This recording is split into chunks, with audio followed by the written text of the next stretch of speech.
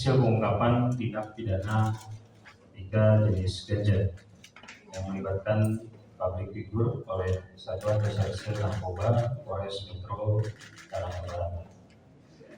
Berdasarkan laporan polisi nomor 5 Romawi 2024 tanggal 9 Mei 2024, di mana tindak pidana narkotika setiap orang yang tanpa hak atau melawan hukum menanam, memelihara, memiliki, menyimpan, menguasai atau menyediakan narkotika golongan 1 dalam bentuk tanaman atau setiap pengguna narkotika golongan 1 bagi diri sendiri sebagaimana dimaksud dalam pasal 111 ayat 1 junto pasal 127 ayat 1 huruf A Undang-Undang Republik Indonesia nomor 35 tahun 2009 tentang narkotika.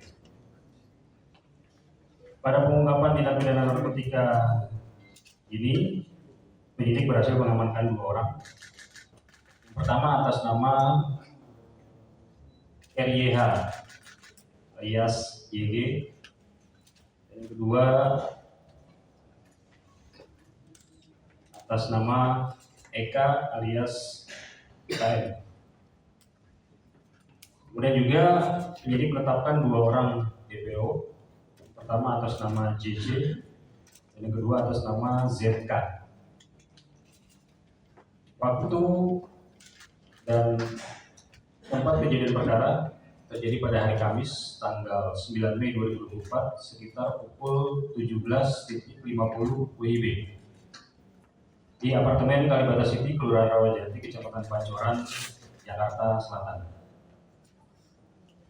Adapun kronologis kejadian yang perlu disampaikan berawal dari adanya laporan masyarakat terkait dengan peredaran gelap narkotika di wilayah Kecamatan Palmerah, Kota Jakarta Barat. Atas informasi tersebut, kemudian penyidik melakukan serangkaian kegiatan penyelidikan dan melakukan kegiatan surveillance dan mendapatkan informasi bahwa pelaku berada di apartemen Kalibata City, Kelurahan Rawajati, Kecamatan Pancoran, Jakarta Selatan. Atas informasi tersebut, penyidik Satuan Reserse Narkoba Polres Metro Jakarta Barat berhasil mengamankan 1 orang atas nama RYH alias YG. Kemudian dilakukan tindakan penggeledahan terhadap apartemen milik saudara YG. Dari hasil penggeledahan, penyidik berhasil menemukan barang bukti berupa 1 plastik tip berisi narkotika jenis daun ganja kering dengan berat kotor 4,18 gram berada dalam botol kaca mayonnaise yang disimpan di dalam kulkas pelaku. Kemudian 1 plastik klip berisi narkotika jenis biji ganja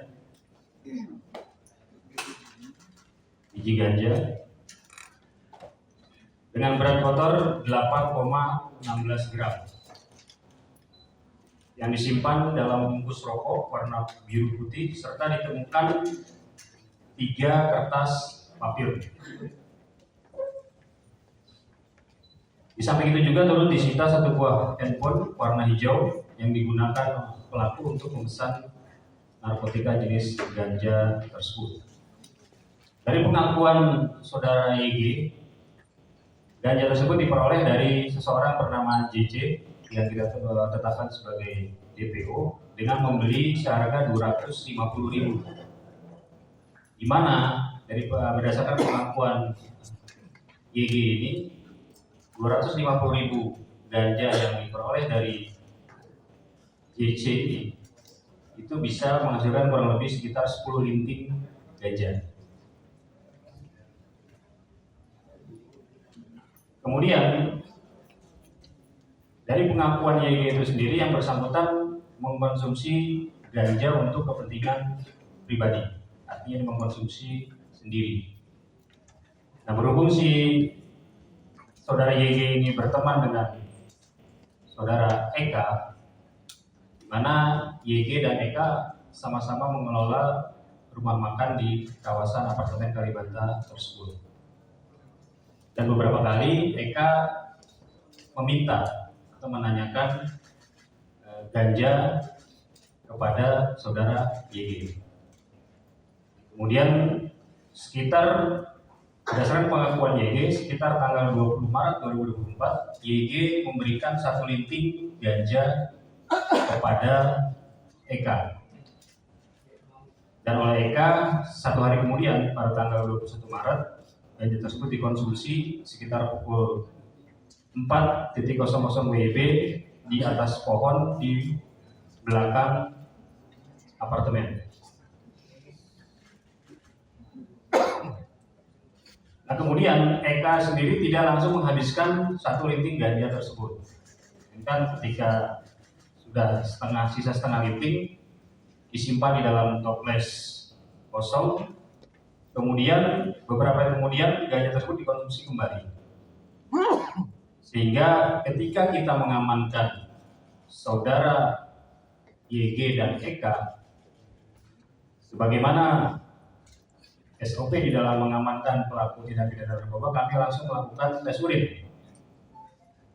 Dan terhadap kedua orang tersebut dinyatakan positif urinnya mengandung THC atau tetrahydrocannabinol, zat aktif yang terkandung di dalam narkotika jenis ganja.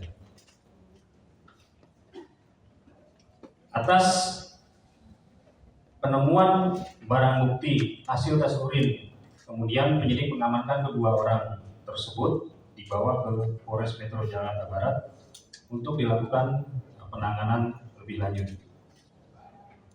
Dan terhadap kedua orang tersebut sudah kita tetapkan sebagai tersangka, baik saudara YG maupun saudara Eka. Dari serangkaian pengungkapan tindak pidana ini, penyidik berhasil mengamankan barang bukti.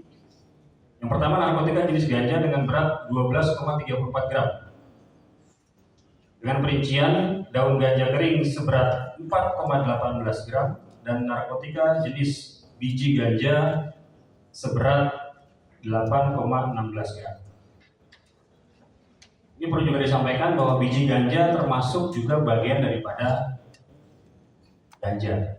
Berdasarkan Peraturan Menteri Kesehatan Nomor 30 Tahun 2023 tentang perubahan golongan narkotika, disebutkan bahwa tanaman ganja masuk dalam genus cannabis dari mulai tanaman, biji, jerami, termasuk hasil olahan yang berupa damar ganja maupun hasil itu termasuk pada golongan tanaman ganja. Kemudian penyidik juga berhasil mengamankan 3 pak kertas papir, kemudian 1 buah botol kaca mayonnaise, 1 bungkus rokok warna biru putih, 1 buah handphone warna hijau, dan hasil cek urin kedua tersangka yang positif mengandung zat aktif THC. Terhadap para tersangka, untuk saudara YG, kita kenakan dengan pasal 111 ayat 1, junto pasal 127 ayat 1 huruf A, Undang-Undang Republik Indonesia Nomor 35 Tahun 2009 tentang narkotika, dengan ancaman hukuman pidana penjara minimal 4 tahun, maksimal 12 tahun, dan pidana denda paling sedikit 800 juta rupiah dan paling banyak 8 miliar rupiah. Terhadap tersangka Eka, kita kenakan dengan pasal yaitu 127 ayat 1 huruf A Undang-Undang Nomor 35 Tahun 2009 tentang narkotika, tentang penyalahguna narkotika golongan 1 bagi dirinya sendiri, wajib direhabilitasi atau pidana penjara maksimal 4 tahun. Terhadap tersangka atas nama Eka, sebagaimana yang sudah kita lakukan ketika penyidik berhasil mengamankan kedua pelaku, kemudian dilakukan serangkaian tes kesehatan. Untuk kondisi YG sendiri dinyatakan sehat dan tidak ada kendala. Kemudian saudara Eka, hasil pemeriksaan kesehatan dari dokter yang bersangkutan mengalami kondisi depresi dengan indikator tekanan darah 230/91. Atas kondisi tersebut, penyidik berkoordinasi dengan Rumah Sakit Ketergantungan Obat untuk membawa yang bersangkutan ke rumah sakit tersebut untuk dilakukan perawatan, dan juga melakukan permohonan asesmen kepada tim asesmen terpadu BNN untuk meminta rekomendasi terhadap tindak lanjut penanganan terhadap saudara Eka. Mengapa kita lakukan asesmen kepada tim asesmen terpadu BNN? Karena saudara Eka ini positif menggunakan ganja. Namun yang bersangkutan tidak kedapatan memiliki barang bukti yang ada padanya.